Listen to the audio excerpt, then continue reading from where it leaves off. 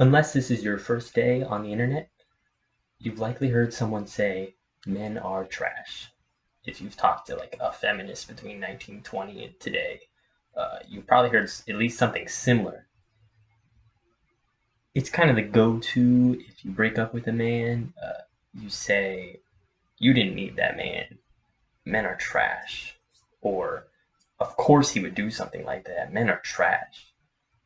And then if you say it like on the internet, you're inevitably going to get some dudes saying, well, not all men, hashtag not all men. I don't know how you do a hashtag with your hands.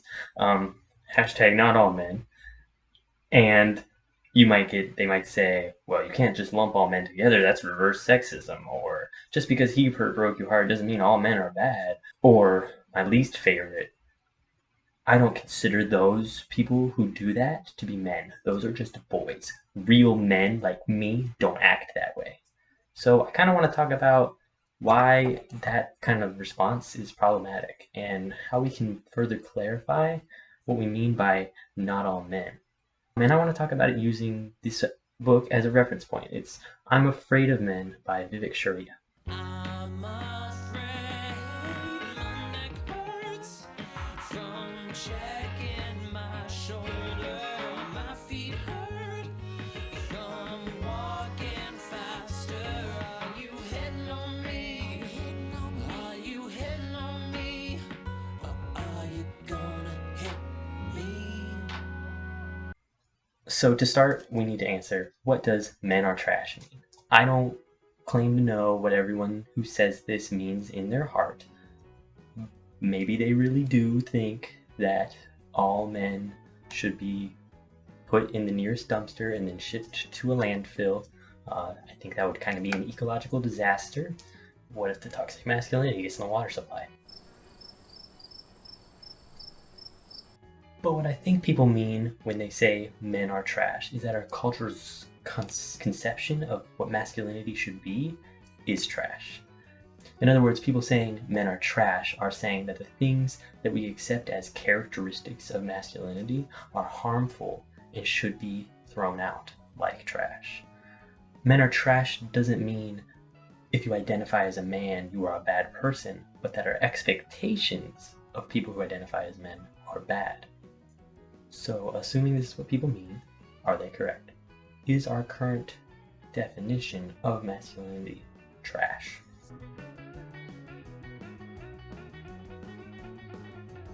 In the first part of I'm Afraid of Men, Shraya talks about her experiences with male violence. In high school, Shraya still identified as a man, and being a more feminine man made her a target of bullying.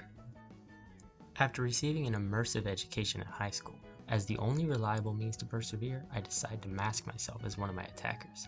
This assimilation into manhood is my true transition. For most of my late teens and 20s, I pay close attention to how men around me behave, even the finest detail, and stringently copy them. I devour men's magazines to retrain my fashion experimenting self and learn what clothing is acceptable. I stop wearing colors except for blue, gray, and black. I push my voice as low as it will reach, speaking in a new, flat monotone, and wear a frown to match. Trying to camouflage as a man means that Shree had to give up certain parts of her identity that she enjoys. In order to fit in, Shree had to embody the archetype of masculinity. She discusses how she modeled herself after Tom Cruise, who she saw as the masculine mega icon.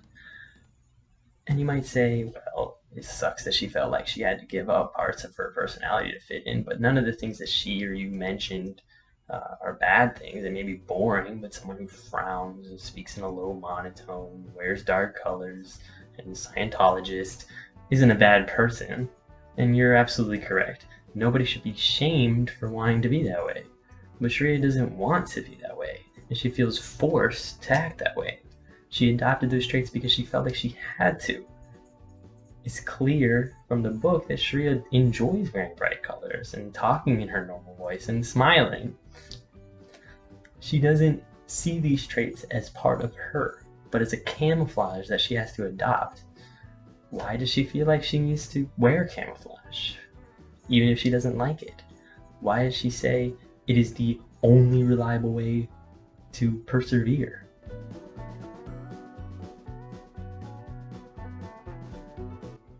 I am a man. I am cisgendered, meaning that the sex on my birth certificate is the same as the gender that I currently identify as. I'm not a super hyper masculine man, but I get by without a lot of trouble. I always find myself more comfortable, though, in a group of friends who is all women, rather than one that is all men. I have a lot of friends who are men, but most of my closest friends are women. And growing up in school, I was always kind of afraid of men, and sometimes I still am. I'm not an aggressive person, I'm not a loud person. I like cooking and flowers and calling things cute. I like looking at myself in the mirror and smelling nice and wearing bright colors and weird shoes. All those things don't really fit the stereotype of masculinity.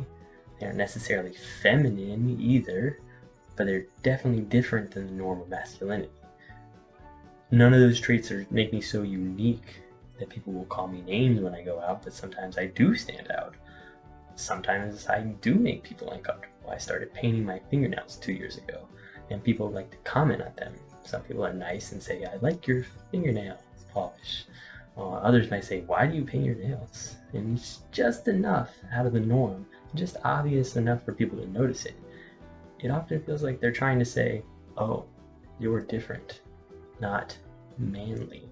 The interesting thing about my not so masculine traits is where they make some people, typically men, uncomfortable, they make others more comfortable. When I talk in an expressive, high-pitched voice, when people see my nails are painted and they hear me call something cute in the excited way that I like to, people, typically women, relax. They see these non-masculine traits and think, oh, he's not like a man. I've had women tell me that they're glad that I'm different, that I'm not hyper-masculine, that I'm not like the other men.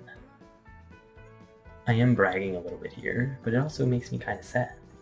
Why are people happy that I'm different than the stereotypical man? I like being a man. I'm lucky that I've never had to have the experience of not feeling comfortable in a masculine body.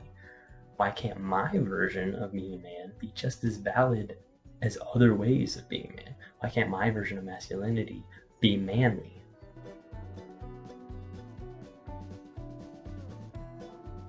Throughout the book, Shreya is grappling with masculinity and femininity. She finds that she's never fully comfortable embracing either, but she constantly feels pressured to choose one or the other. Through my interaction with you and my subsequent immersion into gay culture, I quickly learned that gay men will find me desirable only if I'm muscular. Simultaneously, I learned that it's partly my skinniness that makes me appear gay to straight men. In both instances, my thinness amplifies my femininity, which is consistently seen as a loathsome quality that needs to be eradicated. At this time in her life, Shreya does not know that she will identify as a woman later in life. And when she does this, she finds that she must give up aspects of her masculinity that she actually enjoys to blend in as a woman. She asks, what if I didn't have to give up any characteristics, especially ones I like, to outwardly prove I am a girl? What if living my truth now didn't immediately render everything that came before, namely my manhood, a lie? So at first, Shreya is worried about giving up aspects of her femininity to appeal to gay men and to not stand out to straight men. Then she is worried about giving up aspects of her masculinity to appeal to straight men to fit in among women. We need to ask ourselves why she feels like she needs to give up any part of her identity just to fit in. Why can't she be a woman and have a beard? Why can't she be a man and have a feminine body shape? What makes her feel like she has to make this choice?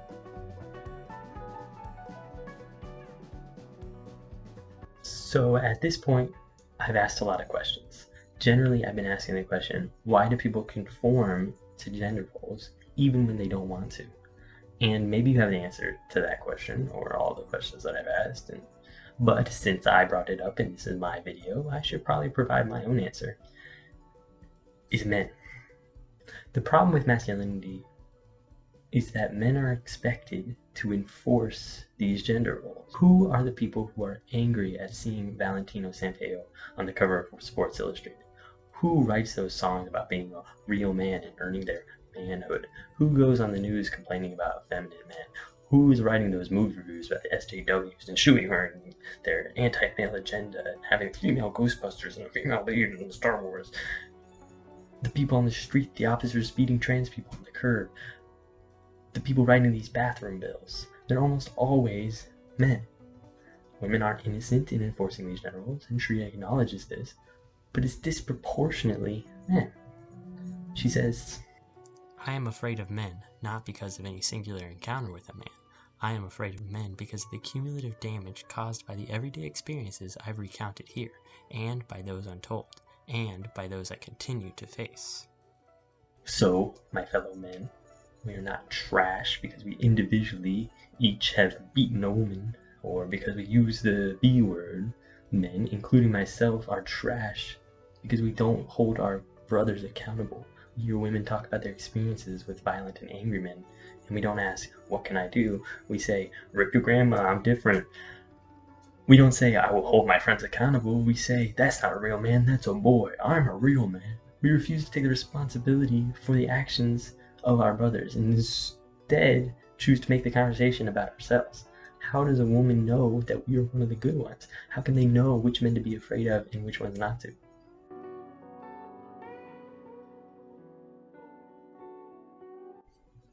At the very end of the section titled You, Shreya finds out that her boyfriend has cheated on her, and this comes in the middle of her transition. When she feels at her lowest, she asks, How could you hurt me so sharply at this particular time, when you knew I was feeling more repulsive than I had ever felt? I guess you aren't that special after all, I say in response to your disclosure, as I balance on the arm of our love seat. Unable to sit next to you, you're just like every other man. You made me just another stupid.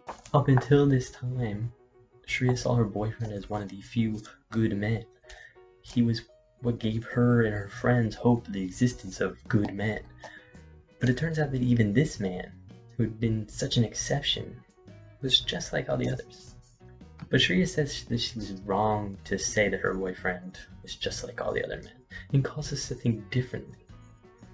Maybe, she says, the whole idea of looking for an exceptional man is always going to be fruitless. Maybe the problem is not that there are no good men, but that the concept of a good man should be abandoned altogether. The good man is a fiction. Instead of yearning for a good man, what if we made our expectations for men more tangible? What if, for example, we valued a man who communicates?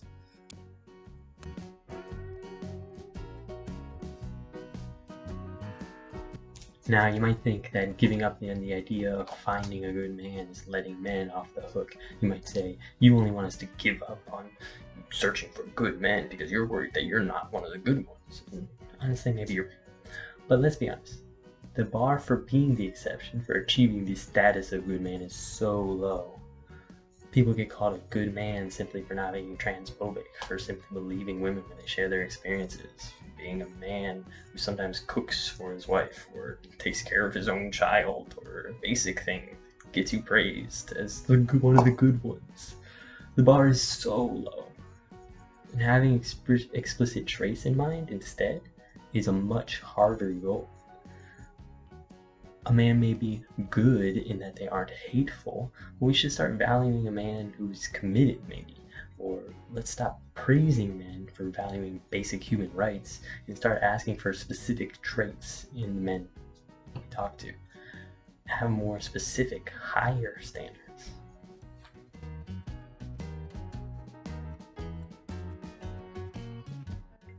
I'm Afraid of Men is a book that shares one person's experiences in the world of gender and the world of men. But it's also a book full of questions. It asks us why, sometimes implicitly, sometimes literally. I found myself writing in the margins a lot. Why would somebody act like this? Or why did they feel like that was okay? But it also asks, what if? Shreya wants us to imagine a new world. But your fear is not only hurting me, it's hurting you, limiting you from being everything you could be. Consider how often you have dismissed your own appearance, behavior, emotions, and aspiration for being too feminine or masculine.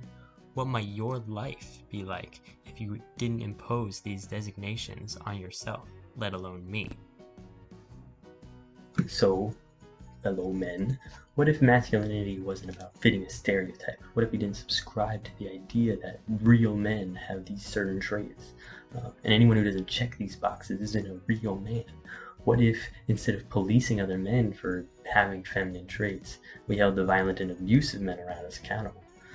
What if you stopped trying to make yourself look like the exception and instead made everyone else meet your higher standard? Tell your friends when they're problematic. If you think you were one of the good ones, remember that that's not a big achievement. Hold people around you accountable for the bad things they do, and don't try to police other people for not fitting the norm. Shraya ends the book by asking, what if you were to challenge yourself every time you feel afraid of me, and all of us who are pushing against gendered expectations and restrictions? What if you cherished us as archetypes of realized potential? What if you were to surrender to sublime possibility, yours and mine? Might you then free me at last of my fear, and of your own?